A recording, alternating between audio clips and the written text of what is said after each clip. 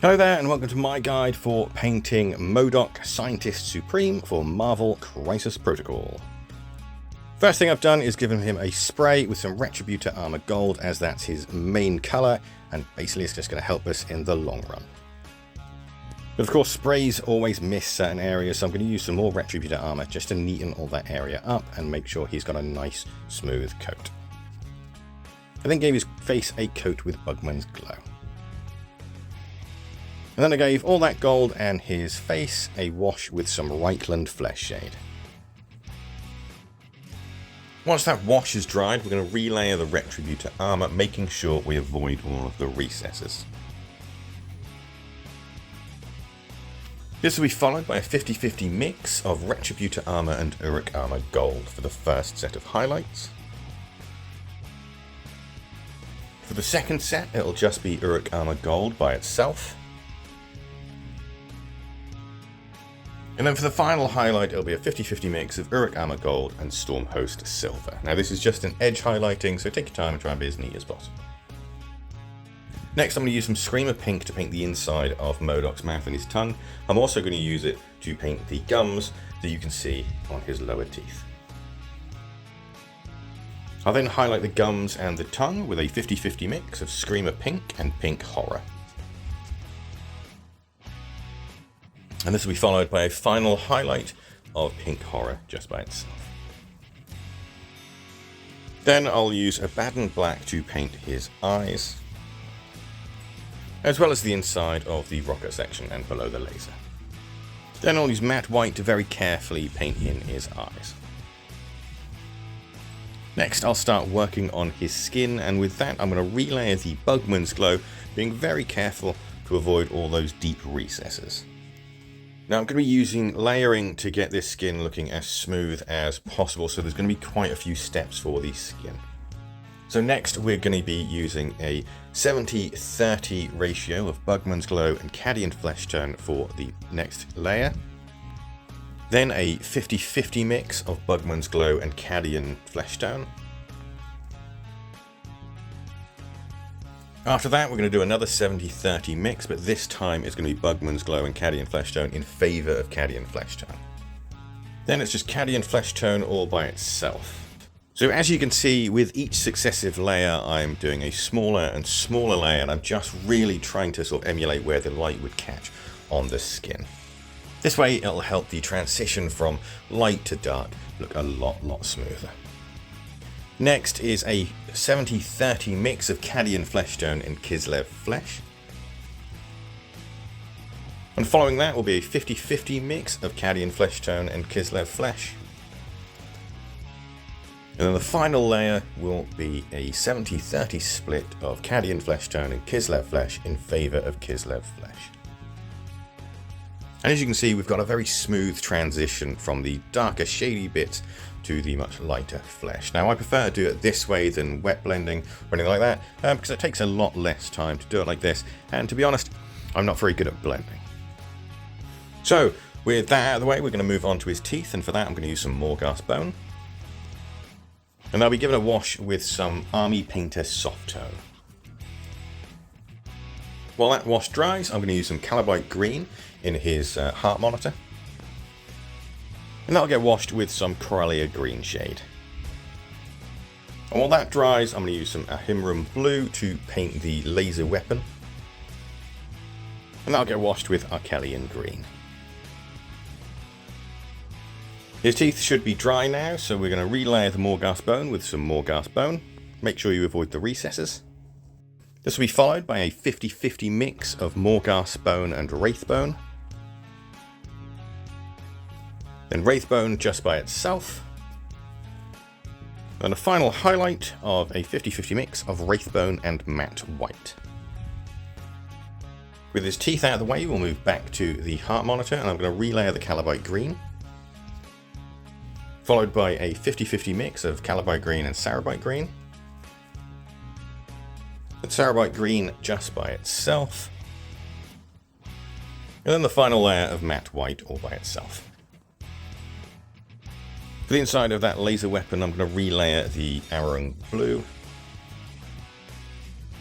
followed by a 50-50 mix of Ararum Blue and Barahoth Blue. Then Barahoth Blue just by itself. Now we're going to have a little bit of matte white in the center, so it looks like it's about to fire.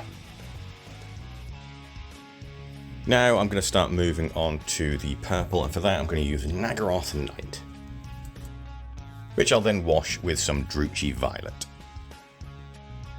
While that dries, I'm going to use some Iron Hand Steel to paint any of the metal areas. So that's the little exhaust pole on its back, the wires going to the weapons, the exhausts on the missile launchers, and on the front, just underneath the laser, there's 3 little bits that you need to paint there. All of this will receive a wash with some Nuln Oil. Once the wash is dried on the purple, I'm going to go ahead and relayer that with some Naggaroth Night, followed by a 50-50 mix of Naggaroth Night and Xerxes Purple. And Xerxes Purple just by itself. And then a final edge highlight of a 50-50 mix of Xerxes Purple and Matte White. Next we'll move back to the silver and we'll relayer that with some Iron Hand Steel. At this stage I'm also going to paint the little manhole cover that's on his base. Then I'll do a 50-50 mix of Iron Hand Steel and Stormhost Silver for the first layer of highlights, followed by Stormhost Silver just by itself on the second.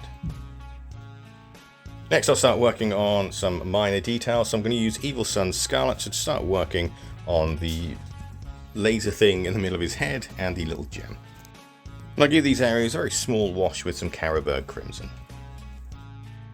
For the 2 missiles in his missile launcher, I'm going to use some Liberator Gold, to which I'll highlight with a small 50-50 mix of Liberator Gold and Stormhost Silver. For the red, I'll just quickly relayer the Evil Sun's Scarlet, then do a 50-50 mix of Evil Sun's Scarlet and Wild Rider Red for the first highlight, followed by Wild Rider Red for the next. Then I'll use some matte white just to dab in some lighting effect, so it looks like the head beam is charging. I'll then use matte white to paint the top area of the exhaust flame. This will be followed by a 50-50 mix of Barahoth Blue and matte white. Now what we're trying to do here is we're trying to sort of get the blue so it's brightest at where the exhaust is firing from. So this will be followed by a 70-30 mix of Barahoth Blue and matte white for a little bit stronger blue, before Barahoth Blue just by itself at the very top. Then I'll use Avalanche Sunset to start painting in the rest of the flame. I'll also paint the peaks that come out of the blue areas. This will then be given a wash with some Cassandora Yellow. While that wash dries, I'm going to paint his hair with some Dryad Bark. Now don't forget to also paint his eyebrows. His hair will then receive a wash with some Agrax Earthshade.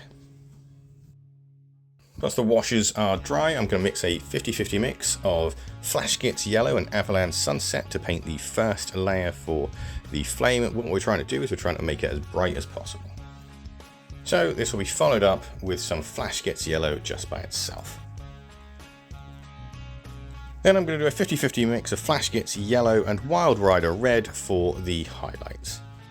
To start highlighting his hair, I'm going to do a 50-50 mix of Dryad Bark and Steel Legion Drab. This will be followed by a 30-70 mix of Dryad Bark and Steel Legion Drab. And finally, a tiny bit of Steel Legion Drab, just to sort of emphasize the very edges of the highlights. Then I'm going to use Catachan Flesh to paint the brickwork on his base. And then I'll highlight that with a 50-50 mix of Catachan Flesh and Bugman's Glow. I'll then paint the concrete with some Dawnstone, which will get highlighted with some Grey Seer. I'll then paint the rims of the base with Abaddon Black, before finally washing the entire base with some watered down Agrax Earthshade. And with that, that's MODOK finished. I absolutely love this guy. I think he's a wonderful model to paint. He's really nice if you want to sort of practice all that sort of layering techniques and things like that. He's such a brilliant model. I absolutely love him. He took around about 5 hours to paint, and I do have to say I enjoyed every single second of it. He's, as I said earlier, he is just such a brilliant model. He's such a lovely and sort of brilliant joy to paint. And I sincerely hope, if you followed my guide, I really hope that you had as much fun painting him as I did. If you enjoyed the video and you want to see more, I think you might give me a like and a subscribe, and you'll get to see a load more Marvel Crisis Protocol, sort of Warhammer, all sorts of different paint guides. Thank you so much for watching, and again, I really do hope that this helped. Goodbye for now.